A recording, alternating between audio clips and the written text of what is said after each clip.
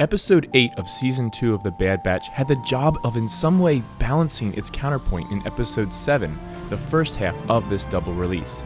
And Kiner's use of themes and subtle moments in this episode was fantastic.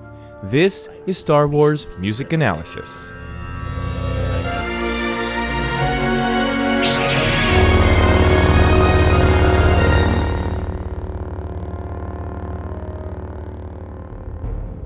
Do it. After Episode 7, we were left with a complete sense of doom and darkness, and since these two episodes were released together, it's clear that we were expected to watch both of these episodes together as one story. And so, when we immediately have a very different tone at the beginning of Episode 8 to that of which we had at the beginning of Episode 7, it's clear that this episode's intention will be to bring balance to the storyline and heroism to the darkness. The initial music begins much brighter as we see the Bad Batch's identifiable hideout. Their theme comes through briefly as well, something we've not been hearing much at all in recent weeks. And even if we didn't know that this would connect to Episode 7, this alone would tell us that the Bad Batch will be returning to some major action in this episode. And as the Gonk droid stumbles across Omega meditating, her theme calms the moment further. And this meditation itself is likely another hint at Omega's force sensitivity that I simply can't wait to see revealed. That meditative music is interrupted abruptly as Rex gives them a call. Hey boys, any chance I could use your squad's expertise for a mission? Harking warlike drums and the powerful brass that follow. I'll send over a flight plan to bypass Imperial security. We're on our way.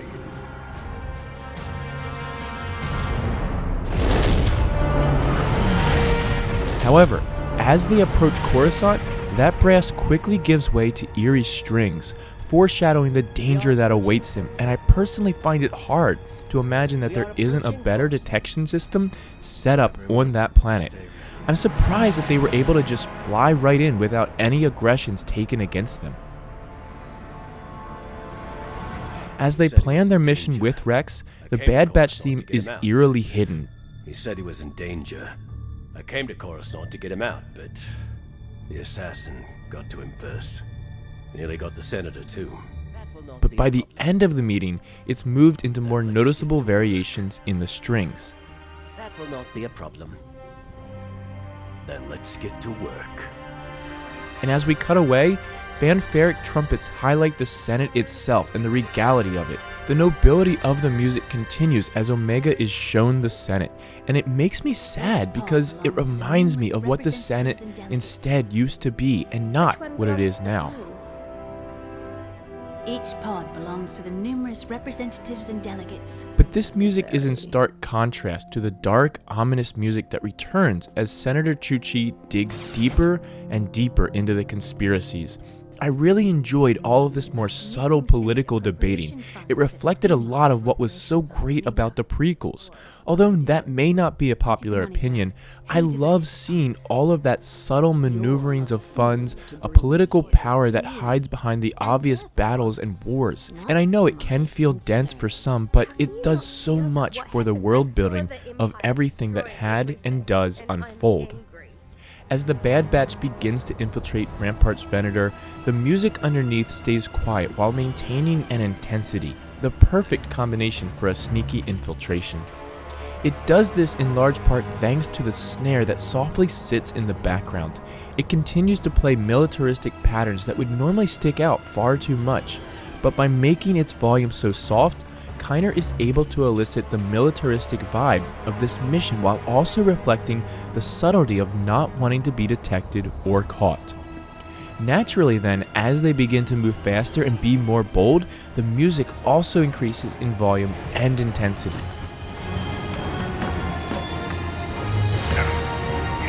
The eerie and often low drones underneath as they move about the Venator really hints that something is eventually going to go wrong. Perhaps even a trap in waiting. The problem quickly then comes to life as they trip a security breach. The music continues to intensify as the troopers move into position, and then as the Bad Batch are discovered. And I have to say, I was surprised how well the Bad Batch actually got out of this situation. It felt too easy, and yet at the same time, it felt convincing. This, to me, just goes to show you just how well trained and capable the group is. They can make a seemingly impossible situation become an easy solution. Not bad. I was off by 6.4 meters. Not my best. There's silence in the following scenes. This actually made me more worried for the outcome of the situation than if there had even been eerie music being played. And to be honest, I did not think that they would actually pull off getting this to the Senate in time to make any kind of difference. The music build up right before it begins playing footage of the Kaminoan siege I felt would be a fake out and that the file would somehow be corrupted, but the Bad Batch actually pulled this off. But unpredictable isn't that they succeeded, it's what happens next as the alarm sounds and from the depths below, Palpatine himself emerges. It's a strange musical choice in my opinion for Palps. Granted, Kiner used vocals which tend to be linked to Palpatine, but instead of the typical low throat singing, higher and more mystical sounds come through. Giving at first short motifs from his theme before giving way to lower variations as Masamita speaks. Arrest and detain the Admiral. But of course, as our favorite Sith Lord begins doing what he does best and speaks to the Senate, his theme begins to play in the low strings, reflecting the lies and deception that he continues to weave into the minds of the Senate and the people of the galaxy.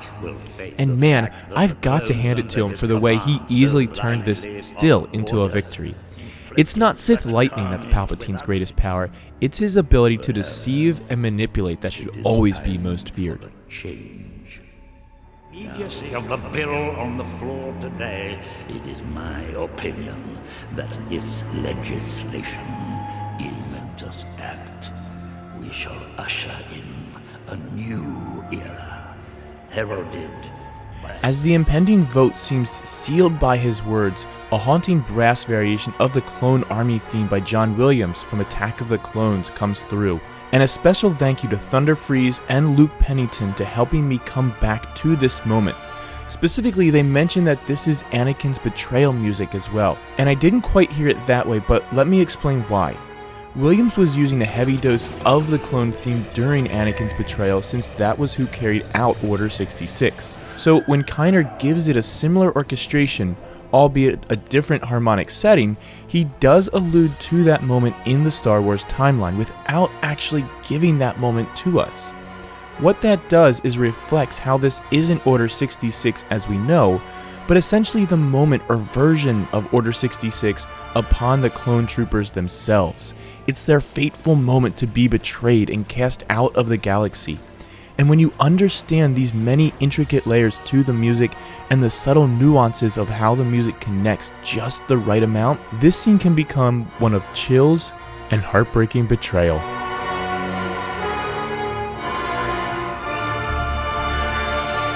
The touching music in the following scene as Omega and Echo say goodbye to one another is heartbreaking.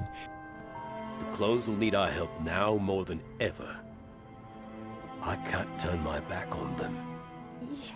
And it transforms into Omega's theme and then seamlessly becomes a major string rendition of the Bad Batch theme momentarily before falling back into heartfelt farewell music. What a powerful two-part series for so many reasons. I can't wait to see what's next for Clone Force 99 as they've allowed themselves back into the fight. But I would love to know what you all think as well. What are the implications of the group returning to the fight? What will ultimately be the fate for all of these clones? And what the heck about Crosshair? Now that Rampart is out of the picture, will Crosshair be reporting directly to Tarkin, or will he be decommissioned as well? Tell me in the comments below and let me know if I've missed anything.